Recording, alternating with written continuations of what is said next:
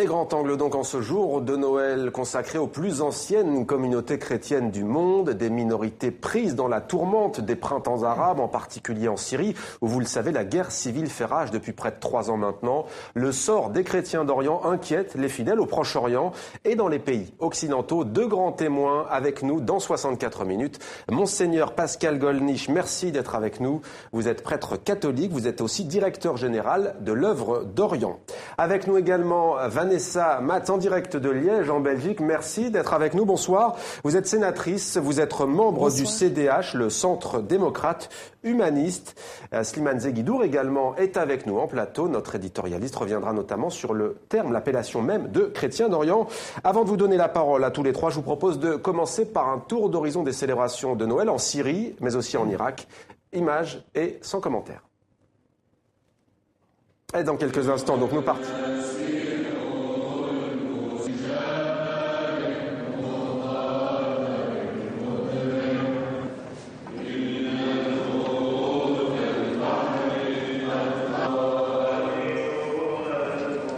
Nous regrettons qu'il n'y ait pas plus de joie et une ambiance de Noël.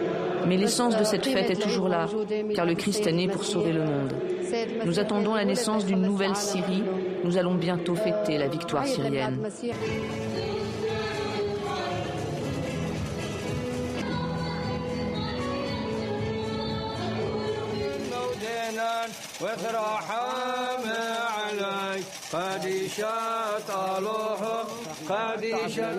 Je souhaite que notre peuple garde son sang-froid et reste au pays, car l'émigration n'est pas une solution. Vider notre pays brouille notre identité. Cela signifie notre mort. Notre existence de chrétiens est un signe de paix. Pascal Gollnisch, nous avons donc ce prêtre en Irak qui appelle les fidèles à ne surtout pas partir finalement. En même temps, ce matin, ça ne vous a pas échappé, au moins 35 morts à Bagdad, près d'une église. Que faire ? Que faire ? Je ne sais pas ce que je ferais si j'étais à leur place. Je ne porte pas de jugement sur ceux qui veulent partir. Mais nous voulons, à l'œuvre d'Orient, aider ceux qui restent sur place. Et vous savez, il y en a quand même beaucoup qui restent sur place. On parle toujours de ceux qui partent, mais on évalue, par exemple, à près de 500 000 chrétiens, ceux qui restent en Irak. Et nous devons être à leur côté, nous devons penser c'est important pour l'Église qu'ils restent sur place. C'est surtout important pour l'Irak. Si l'Irak se vidait de ses chrétiens, ça voudrait dire qu'aucune minorité, finalement, ne peut demeurer. Et donc ce serait un drame pour l'Irak, ce serait un appauvrissement pour l'Irak. Les chrétiens jouent un rôle absolument extraordinaire, en particulier le patriarche Sako, qui est le responsable des chrétiens à Bagdad, un rôle de médiation sans lequel je pense que l'Irak serait encore plus ensanglanté qu'aujourd'hui. Alors Vanessa Matt, je me tourne vers vous en Belgique. Alors vous avez signé une tribune dans un journal belge appelant la Cour pénale internationale à se saisir des exactions dont sont victimes les chrétiens au Proche-Orient. Est-ce que vous pouvez nous en dire plus ? Quelle est la démarche ? Oui, donc tout à fait. Nous avons voulu, au travers de cette tribune politique, remettre le focus sur le sort des chrétiens d'Orient, au travers notamment d'un colloque que nous avons organisé au Parlement belge, où différents intervenants étaient présents du monde académique, du monde religieux, directement des témoins d'Égypte, etc. Et donc est-ce que l'Europe peut rester sans voix ou juste se contenter de résolutions condamnant les violences qui sont faites aux chrétiens ? Je ne le pense pas, nous ne le pensons pas. Et donc, au travers de ces tribunes, nous avons voulu dire qu'il y a d'autres sanctions que l'Europe peut prendre par rapport aux exactions qui sont commises.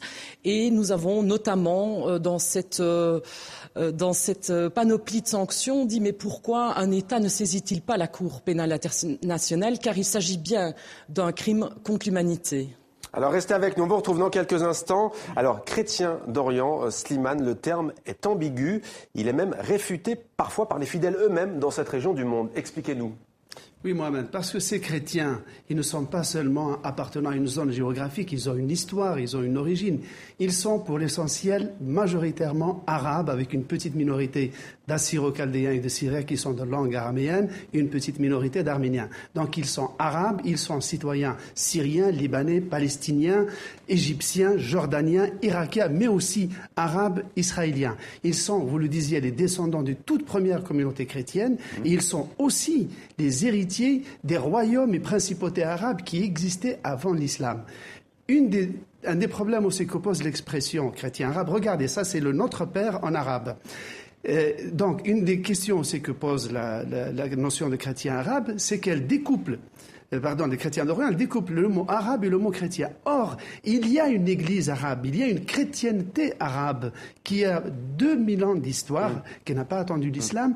Et donc, cet héritage arabe chrétien, regardez tous ces symboles que nous voyons devant nous, ça c'est un évangile de l'Égypte du XVIe siècle. Donc, il y a une chrétienté arabe que les salafistes veulent ignorer, mais aussi que beaucoup de chrétiens occidentaux qui sympathisent légitimement, et c'est tout à leur honneur avec leurs coreligionnaires du Moyen-Orient, ignorent.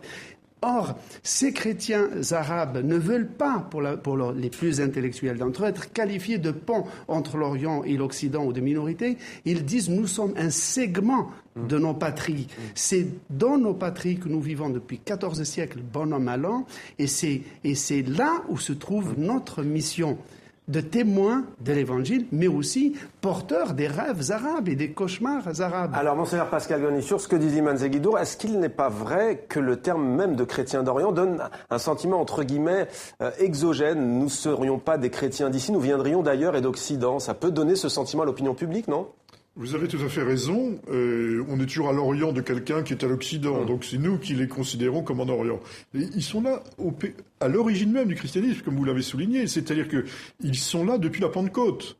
Ce ne sont pas des églises qui sont nées parce qu'il y aurait des missionnaires venus d'Europe qui auraient implanté le christianisme dans ce pays-là. Nous sommes le jour de Noël, nous savons bien que tout cela s'est passé en Orient.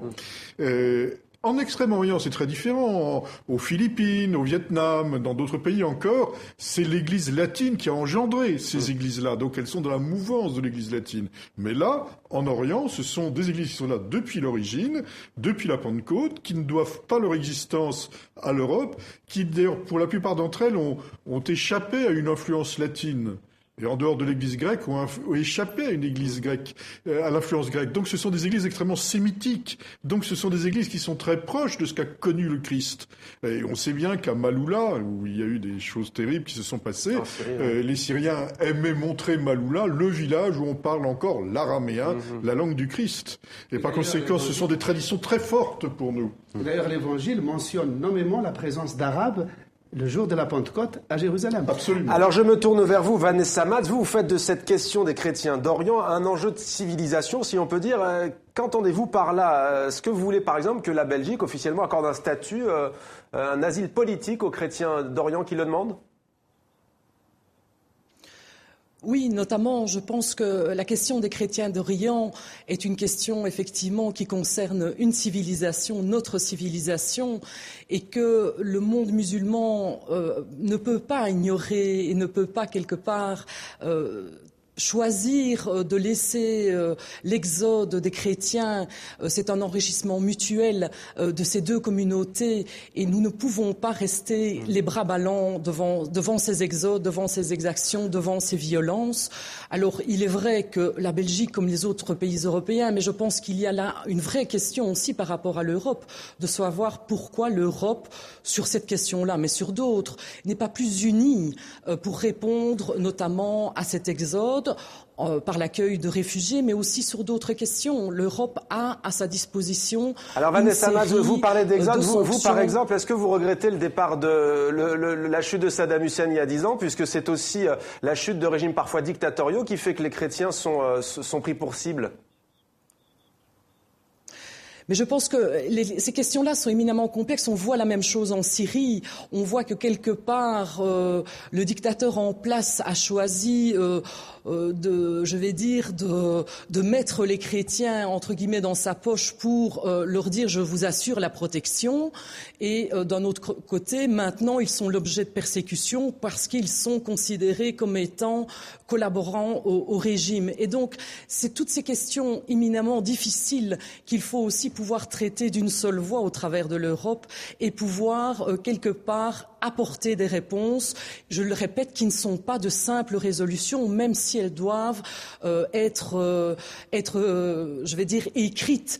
Mais nous avons des relations de voisinage étroites avec l'ensemble de ces États. Nous pouvons, quelque part, au travers des relations bilatérales, au travers de la coopération, alors on a bien compris, Vanessa Mats, on a bien compris votre propos. On vous retrouve dans quelques instants. Pascal Gollnisch, en Irak, dans le même temps, les chrétiens pris pour cible, on le voit encore aujourd'hui, mais les premières victimes finalement en Irak sont non pas des chrétiens, mais des musulmans, ce sont les chiites. Est-ce que finalement, ce n'est pas des attaques délibérément contre chrétiens, sachant qu'elles existent aussi sur d'autres communautés ? Si je peux revenir juste une seconde sur le combat de Madame la sénatrice Mats, que je salue, et je pense qu'effectivement, il faut que l'Europe ne se contente pas de résolutions. On a un peu assez des résolutions qui restent lettres mortes. Pour autant, je pense qu'il est important de ne pas faire des chrétiens du Moyen-Orient, en quelque sorte, les alliés de l'Occident, de l'Europe, voilà. Nous devons simplement être fermes sur nos principes. Nous avons des principes de liberté religieuse. Ce sont des principes européens, ce sont aussi des principes onusiens. Ça s'applique à la Turquie. Je rappelle qu'en Turquie, dont on parle actuellement, l'Église catholique n'a toujours pas de statut juridique. Le Conseil de l'Europe devrait réagir là-dessus. Et je pense qu'il y a une absence de liberté de culte en Arabie Saoudite. Alors quand je dis cela à des responsables, ils disent oui, mais je vais vous expliquer, c'est très compliqué l'Arabie Saoudite. Je vous remercie, j'avais compris qu'il y avait quelques données en Arabie Saoudite. Est-ce normal d'accepter l'absence de liberté de culte en Arabie Saoudite ? Est-il normal d'accepter l'absence de liberté religieuse dans ces pays du Moyen-Orient qui, pour les autres, ont la liberté de culte, c'est-à-dire le droit de prier dans une église. Mais c'est pas une liberté religieuse, c'est-à-dire la liberté de professer sa foi et la liberté de changer de religion. Tout le monde sait qu'un musulman qui devient chrétien met sa vie en danger et que c'est une vraie difficulté, non seulement confessionnelle, mais une vraie difficulté, je dirais, juridique. Alors, les chrétiens sont souvent, on a le sentiment, instrumentalisés. C'est une région, on le sait, il y a de nombreux conflits. Vanessa Mats évoquait la Syrie. Les Syriens sont souvent, les chrétiens sont souvent effectivement montrés du doigt. Ou bien on dit, vous soutenez en Égypte les militaires, en Syrie, vous soutenez Bachar al-Assad. Et à l'inverse, le pouvoir dit, nous sommes le garant de la protection de cette minorité. D'abord, en dehors du Liban et de l'Égypte, les chrétiens sont une minorité trop faible pour avoir une vraie force politique et certainement pas militaire. J'espère que les chrétiens ne se laisseront pas tenter à prendre les armes, ce serait une catastrophe. Donc ça ne représente plus une force politique, ça représente une force de médiation.